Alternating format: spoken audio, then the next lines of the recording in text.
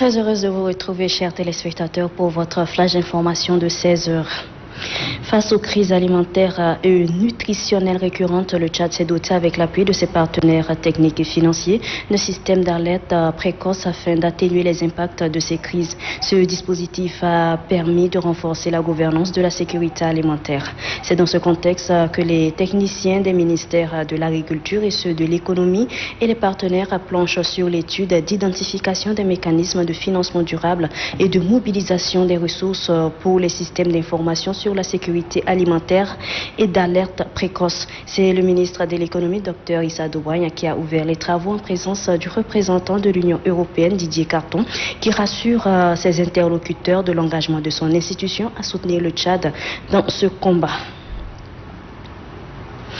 Et puis, dans le cadre de la mise en œuvre du projet de développement local et d'adaptation au changement climatique, une cérémonie de signature d'une convention a lieu ce matin entre le ministre de l'Environnement, de la Pêche et du Développement durable, Mahamat Ahmad Lazina, et le délégué général de l'ONG SOS Sahel International France, Rémi Émeric.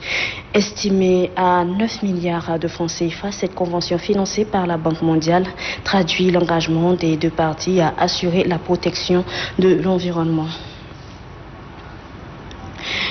À Fianga, dans le département du Mont-Ili, le Centre de recherche et d'action pour le développement et le ministère de la Santé publique et de la Solidarité nationale sont engagés dans la lutte contre le paludisme. Pour combattre cette pathologie, 7000 moustiquaires imprégnés et des comprimés de prévention contre le paludisme ont été mis à la disposition de la population. La directrice exécutive du RICEAD, Dr Ramatou Mahamat Outouin, confie que ces moustiquaires permettront à la population d'éviter les piqûres de moustiques et se protéger ainsi du paludisme. Le médecin-chef de district de Fianga et le maire de la ville présentent leur gratitude au RICEAD et au ministère de la Santé. Ils s'engagent à assurer une répartition équitable du don aux bénéficiaires. Ouvert depuis 2 mois déjà, le concours pour les Jeux de la francophonie. La 9e édition, qui est prévue en République démocratique du Congo, a bel et bien démarré ce matin à l'Institut français avec la chanson.